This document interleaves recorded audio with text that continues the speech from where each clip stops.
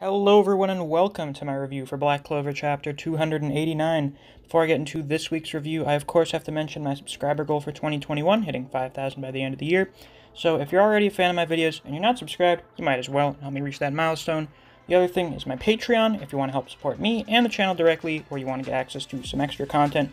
You can always join the Patreon, there's a link to that down in the description. If you join the $5 tier, you'll get access to solo leveling and omniscient reader reviews, but if you join either of the tiers, you'll get a shout out at the end of videos, so check that out if you're interested. With that out of the way, let's get on with the review. We got another kind of short chapter this week. I know I mentioned last week's chapter went by really fast. That was mostly just because of the pacing of the chapter.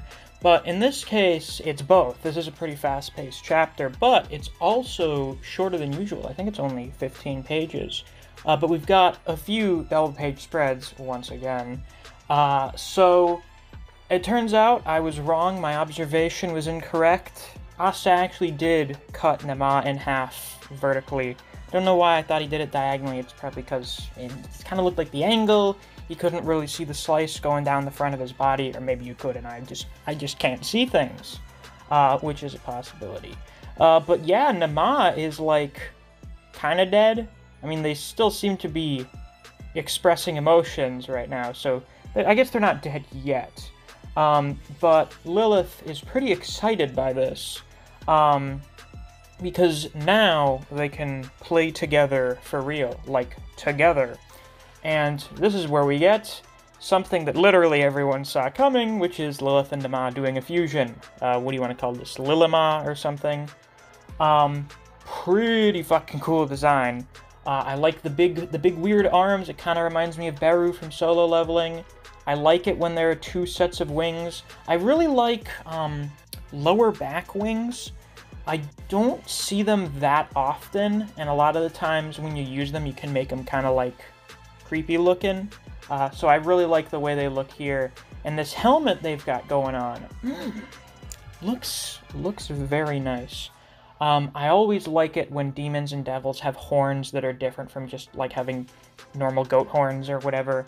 And when you've got stuff like this where there's 4 of them and they're sticking outwards from the face, good stuff. And also, they have 2 eyes, but they're stacked on top of each other vertically, so that's kind of spooky looking. I like it. I like the ethereal, otherworldly sort of vibe that Devils and Black Clover have, and that remains consistent here with Lilith and Nema, and whatever you want to call this. Lilima, if you just want to call it Lilith, I guess, because she was the one that seemingly initiated the fusion, and, well, she refers to them as we, so I guess it's both of them at the same time now still, so, I don't know. And they have, like, these they seem to have 2 sort of star things on their chest, or on the front of their body, one at, like, their navel, and then the other in, like, the center of their sternum. I have to, let's see, can we see them on their designs here? Yeah, Nema had it on, like, their stomach. Did Lilith have it on their stomach, too? You can't tell. It looks like they may have had it, actually, up on their upper chest. So, yeah, it's basically like you've taken pretty much all of the features of both designs and you've combined them in a way that is visually appealing. So, good job. Now, Noct is like, holy fuck. There is so much magic. There's just too much of it. I'm gonna lose my goddamn mind. I can't handle being near something with this powerful magic. But Asta is like, buddy, I'm sure you're like really cool and shit, but I literally can't even feel your magic, so I have no idea. This kind of reminds me of Yami from Bleach, where he wasn't able to sense other people's Reiatsu, so a lot of the time he would get into a fight with someone who was way more powerful than him and not realize it. Or, you know, things like that.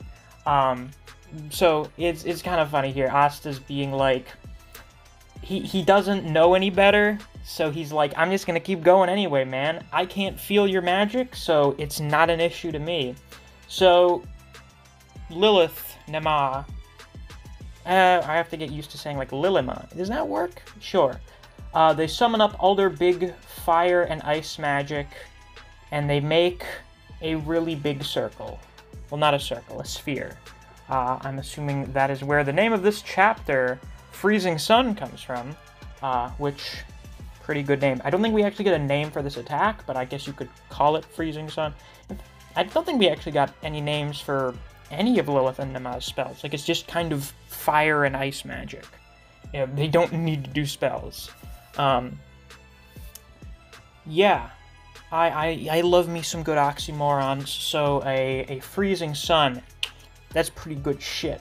And this thing is, like, the size of the entire city, so it's, like, some absurd shit. It's like summoning a goddamn meteor. Oh, I just thought of it. Yep. Alright. Another Bleach reference. You guys know when fucking Grammy summoned down the meteor to hit the Seirete, and everyone was like, holy fucking shit, we are all going to die. And then the person who Grammy was fighting was like, no problem, I'm just gonna make my weapon bigger and cut that shit in half. In that case, it was Kenpachi, and in this case, we have Asta summoning the ever-useful Demon Slayer and making it stupidly huge. Like, this is the biggest sword. It is the big sword. It is fucking gigantic. Like, it's so ridiculous. I thought that anime characters wielding swords that are way too big for them was, like, kind of funny. But with this, it's like, holy shit. This is the biggest sword I've ever seen any character ever wield before. You know, relative to their body. And he uses the side of it to, like, bat it back at Lilima, which is actually probably the best decision, because if he cut it in half, Lilima would probably just, like, throw another attack at him. So just throw the giant city-obliterating ice star back at the devil. That should work. And that's basically where the chapter ends. But we do get to see Magna and Zora are back, so that's fun. I'm very excited to see what these guys are going to be up to, because I feel like they haven't really done anything in a while, have they? Because, I mean, Asta. Oh, well, do I need to talk about what Asta's been doing lately? Noelle, she's had a thing going on. Yuno's not part of the Black Bulls, but he's Asta's rival character, so we count him. Luck has had stuff going on. Luck got a new form not that long ago, so it's time for Magna and Zora to get some time to shine as well. I'm greatly looking forward to that. I like Magna well enough, but I really like Zora, so I'm probably the most excited about him being back. But yeah, I think the end of this fight will probably be coming soon, I imagine. Are we able to tell? It looks like... I was looking around for this. I was trying to see if there was a panel where we can see Asta's chest, and it looks like he's only got 2 minutes left in his Union form.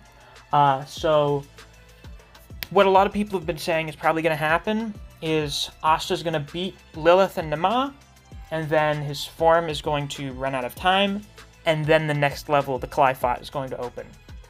So Asta's not going to be able to 1v however many devils come out by himself, and instead this is going to be the opportunity for everyone else to start doing stuff. So I imagine that's where Magna, Zora, Noelle, Luck, basically everyone else are going to come into the picture. So that's fun, and yeah, with that, that's all I have to say for this week's review. If you enjoyed, please be sure to like, comment, subscribe, and click that notification bell so you don't miss any of my uploads. I do Black Clover chapter reviews every week. If you enjoy other series such as Record of Ragnarok, Jujutsu Kaisen, Kengan Omega, and Kaiju number 8, I do videos in those series as well, so if you're interested in those, you should definitely check out my channel. If you enjoy discussing Black Clover with other people, or you just enjoy the content I produce in this channel, I suggest you check out my Discord server. I have linked to that down in the description. Since it's the end of the video, it's time to give a shout out to my wonderful patrons, Archbears, CJ2K, Fuse, Neo, Solo Warrior, Tyrese Simmons, Dijon Redden, Honey Mustard, Zach Rowitz, K-God, and Holly Walker. Thank you all very much for supporting me on Patreon. I greatly appreciate it. And if you too want to get a shout out at the end of videos or access to some extra content, you can always become a patron as well. There's a link to my Patreon down in the description. Thanks for watching. I'll see you guys around. Take care.